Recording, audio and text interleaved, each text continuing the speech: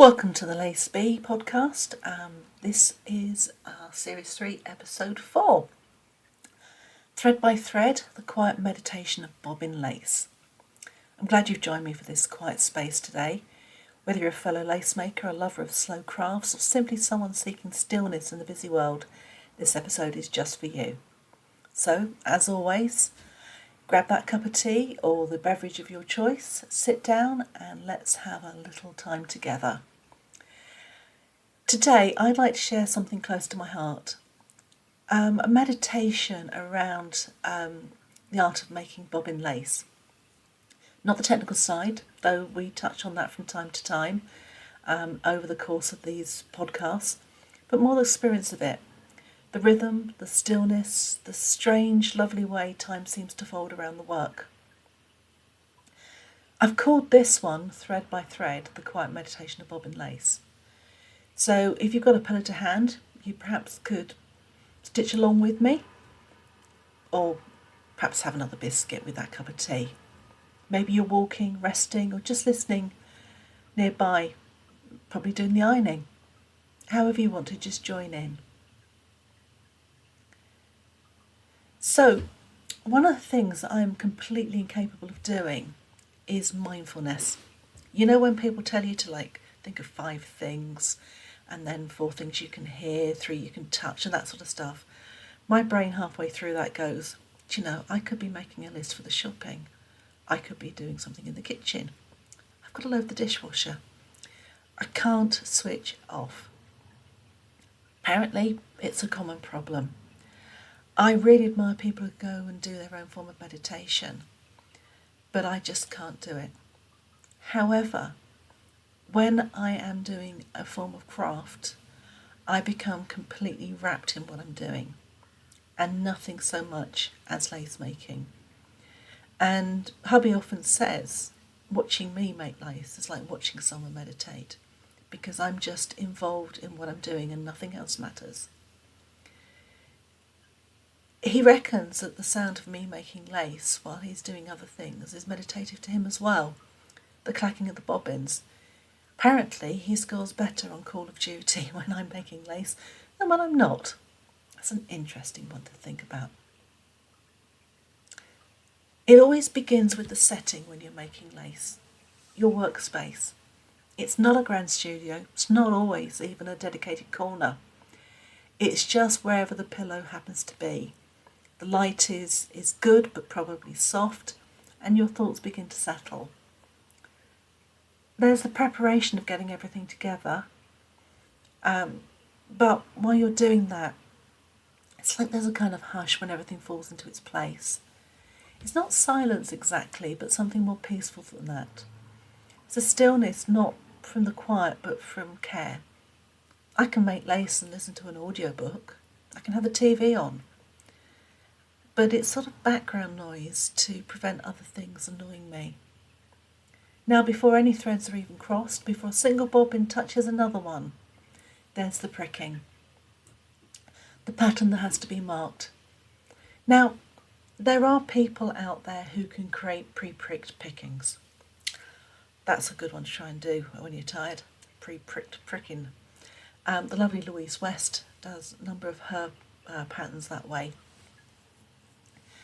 Or you can buy them laminated, or you can photocopy them and stick a bit of sticky back plastic, as us Blue Peter followers would call it, and prick as you go. But for me, I still prick out my pattern before I start. Now, there's 2 reasons for doing this. The first one is you're going to get much more accurate pinholes if you do it in one go. If you prick as you go, your edges will never be quite as straight as they could be. That's the first thing.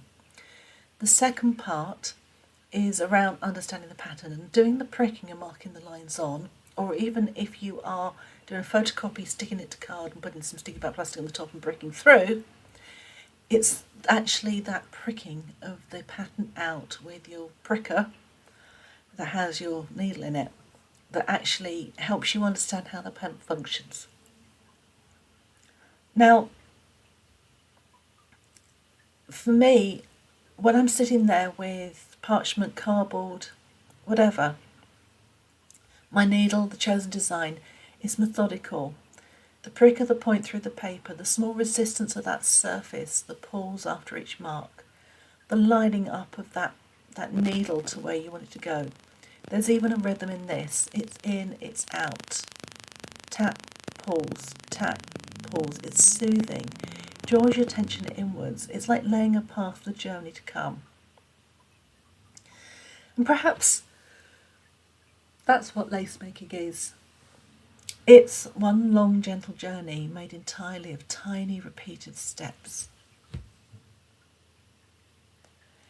After the pricking comes the winding.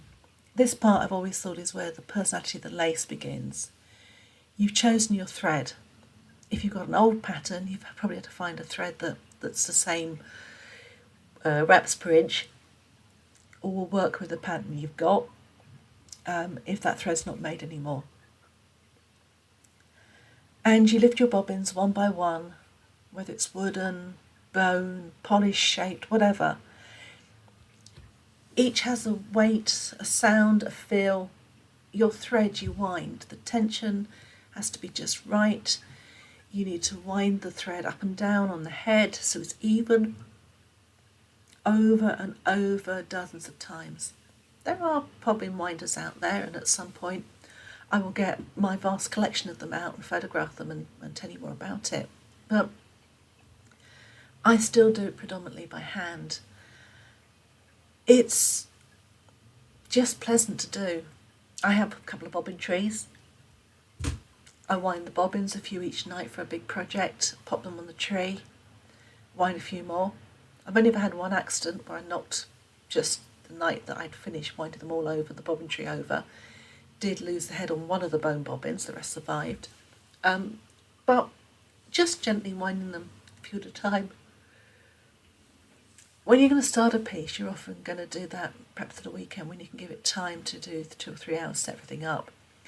So during the week when you've less time, just winding the bobbins as you go is a really nice way to build the anticipation up for the pattern. It's a step that you can't really hurry. And I suppose that's really the point. As you wind your bobbins, it's an opportunity to settle into the pace. It's a kind of agreement between your hands and your mind. We're doing this slowly. We're doing it properly. And in doing so, something inside loosens. You stop taking time. You think, well, tonight I'm going to wind 5 pairs of bobbins. 10 pairs, 2 pairs, it doesn't matter. And then you come to the point where the lace actually starts. And this is the part where most people imagine when they picture the lace. That dance, the wood over wood, the threads crossing and twisting, the pins placed to hold each motion in place. Cross, twist, pin, cross, twist again. Or if you've been learning, you've probably numbered your bobbins 1, 2, 3 and 4, 2 over 3, 2 and 4 back, 2 over 3. It is hypnotic. Your hands move without thinking. Your eyes follow the thread and your thoughts, well, they soften. The clutter, the worries, the errands you didn't finish, they don't vanish. They just drift further back, further away, out of reach. There's something extraordinary about making something this slowly. You can't make lace fast. You can knit fast. You can crochet fast, but lace just seems to have, well, its own speed.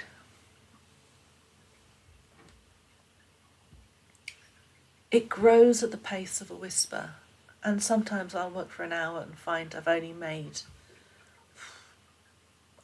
half an inch of lace, if that. But those few millimetres are enough. It isn't about the finishing, it's about being with it. The movement, the rhythm, the now. Now, okay, we do make lace for presents.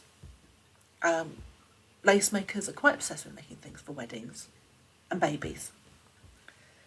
when my nephew got married, he sent out his save the dates a year in advance. I went and bought Simply Sparkle's wedding book. Absolutely beautiful. And I then spent the next 10 months looking at the patterns. Next month I ordered the silk thread from Piper's Silk, and the lovely sequins and beads, I ordered those from the suppliers as well. Then I get to 1 month before the wedding. Yep, 1 month. I've known they're going to get married for a year, but 1 month before the wedding, I start the pattern.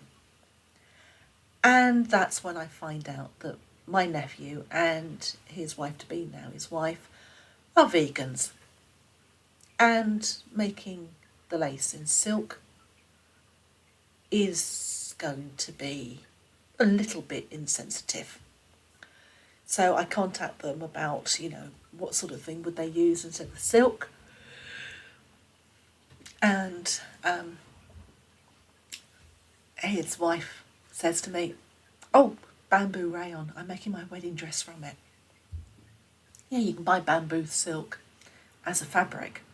It's horrible stuff. It slides around all over the place. Does not function like silk, and I've used a lot of silk when doing gold work. Silk's nice, it stays where it should be, but you can't get that as a thread. So I have to rethink and go out and have a look at the threads I've got, source new threads. Now I'm down to 2 weeks before the wedding, and I've got about 60 hours of work to do whilst doing a full-time job. Did I learn from this experience? Nope. Will I end up doing this again? Absolutely.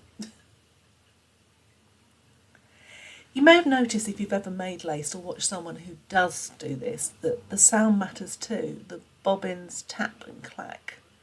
They click, knock and shuffle. Each sounds a little different depending on the wood, the way it moves, and it becomes part of the music of the making. And when you've worked with the same tools long enough, you can hear the difference.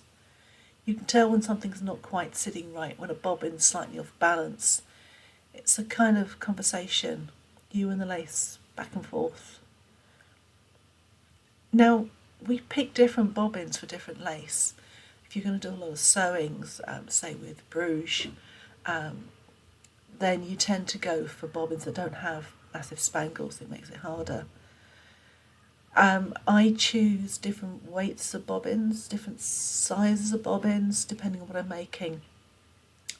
When I'm working on bucks or Bedfordshire, when there's a lot of bobbins, I tend to use bone ones because they can be turned much thinner for the same weight as a wooden one. So it makes it easier to wrangle them all on the pillow. Whereas a piece recently I made, which was a lovely torsion bookmark, I decided to use a bunch of vintage painted wood ones because why not? I just wanted to enjoy the feel of them. There's no rush in the craft. There's no urgency. There's no way to speed through it without losing what makes it whole. That's why I said, end up trying to fit 60 hours of lace making into 2 weeks. We've all done it. We all end up doing it again. But it doesn't matter because it's just going to work at the speed it's going to work at. And that's why perhaps this feels like a form of meditation. You have to be fully present to focus, not in a tense or intense way, but gently, like listening to the rain or watching snowfall. This kind of focus is hard to find in other parts of life. Our days are often filled with hurry, noise, multitasking, but lace says no. One thing at a time, one thread at a time. Let everything else wait. If you knit, you're used to the clacking of the needles. I've even actually fallen asleep while knitting because it's become so intense in that lack of nothing while you do it. When I rise from the pillow after a good stretch of lace, I feel it in my body. My shoulders are lighter, my breath is deeper, And even when the world is waiting with its usual bustle and mess, I had that pause. I visited that quiet place. I carry a bit of it with me. Making lace is not only a craft, it's a rest, it's a calm, it's a presence. And this is something that we should all grab with both hands in the crafts that we do. I met a wonderful lady at one of our local craft markets. She sells most beautiful cards, and they're very, very reasonably priced. And she said, well, she just sells them to cover the costs, because for her, making cards is what gives her such pleasure and keeps her mind quiet. So she comes to a point where she's got too many cards, so she sells them off to get more materials to make more cards. And it's that perpetualness of craft. As each stitch forms, as the lace grows beneath the pins, you remember something simple but often forgotten. You don't need to be fast, you just need to keep going.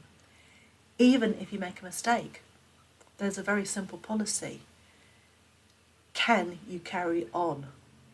If your bobbins are in the wrong place, then you're going to have to make your lace backwards. We never undo, we make lace backwards. If you can carry on, can you live with it? If you can live with it, you just carry on. If you can't live with it, then you're going to make your lace backwards. And that's the thing. It's just about being in there. So if today you're feeling a little overwhelmed, I encourage you to find your own thread. Whether that's lace or knitting or drawing or gardening or simply making a pot of tea and watching it steep. Something slow. Something that asks nothing of you except that you show up with your hands and your time. So thanks for spending these moments with me. As always, this podcast accompanies the blog. There are illustrations on there and some links for you to have a look at. Down on thelacebee.com under the lace notes. And if you're working on a piece of lace right now, may your threads run smooth and your bobbins behave themselves. Until next time, keep lacing.